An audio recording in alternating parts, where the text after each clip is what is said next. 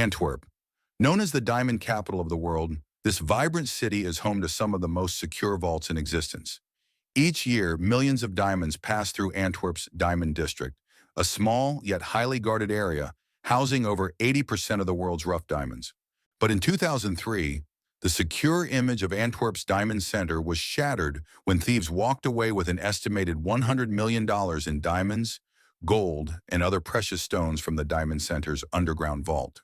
The mastermind behind this daring heist was an Italian named Leonardo Notarbartolo. Known as a skilled thief with a history in jewelry theft, Notarbartolo had one last, grand vision, a heist that would go down in history. He spent years preparing for it, meticulously mapping out his strategy with a team of specialists who each played a critical role in his plan. Notarbartolo set up base in Antwerp, posing as a diamond merchant. Renting an office inside the Diamond Center building, he studied every aspect of the vault's operations, getting close to those who worked there, all while planning his heist. The vault itself was a fortress. To reach it, thieves would have to defeat a series of high-tech security layers. Here's what they were up against: an advanced lock with 100 million possible combinations, a magnetic field sensor, a seismic sensor to detect drilling infrared heat detectors, a Doppler radar to detect any movement, security cameras, and a massive foot-thick steel door. No one believed these layers could all be breached, but that's precisely what Notarbartolo's team planned to do. Notarbartolo recruited an elite team. Each member was an expert in a specific area of burglary. They were dubbed the School of Turin, an unofficial title given to Italy's most skilled and elusive thieves.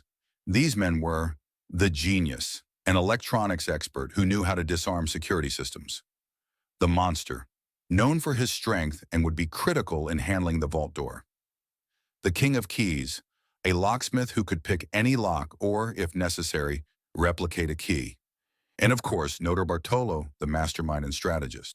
Together, they crafted a plan that seemed almost too ambitious. They studied every inch of the building, mapping out how to bypass each security system.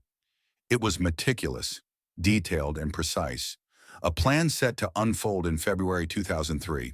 On the night of February 15, 2003, the team put their plan into action. First, they had to disable the infrared sensors. They used an unusual technique: hairspray. Spraying a light layer on the sensors, they tricked them into thinking no movement was detected. Next came the magnetic field sensors. The Genius, with his deep knowledge of electronics, managed to construct a custom device that could neutralize the magnetic field without triggering the alarm. But the biggest challenge was the vault door. After hours of work and with the King of Keys' masterful lock-picking skills, they finally gained access.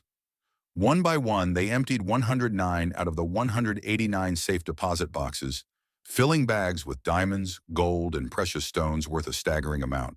With bags loaded with valuables, they resecured the vault door to delay any suspicions. Notarbartolo and his team calmly walked out, leaving behind little evidence of their break-in. But every great heist has its flaws. Unknown to Notarbartolo, a key piece of evidence was left at the scene: a half-eaten sandwich. Authorities would later find this crucial clue, but it wouldn't be enough to crack the mystery yet. The following Monday morning, chaos erupted at the Diamond Center. Safe deposit boxes were ransacked, but there were no signs of forced entry. Investigators were baffled by the absence of fingerprints, security footage, and alarms. How had this team managed to break through such an impenetrable vault? But in the mess of their escape, a piece of evidence was discovered. Notarbartolo's rental office in the building had been littered with incriminating details. His fingerprints, some tools, and the discarded sandwich would be enough to lead authorities to him. Despite the overwhelming lack of evidence and a well-planned heist, Notarbartolo was arrested after police traced his connection to the rented office. He claimed he was hired to perform the heist but denied taking the diamonds himself, even insisting that the haul was far less valuable than reported. Yet the court wasn't convinced. In 2005, he was sentenced to 10 years in prison.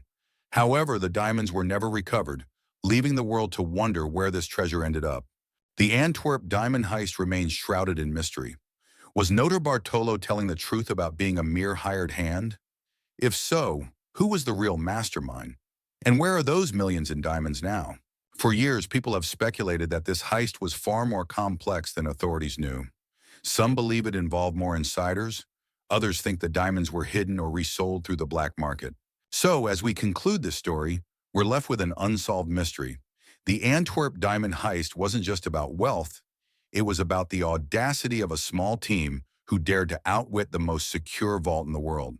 Today, we're left with questions, half-truths, and the legacy of one of the most brilliant heists ever attempted.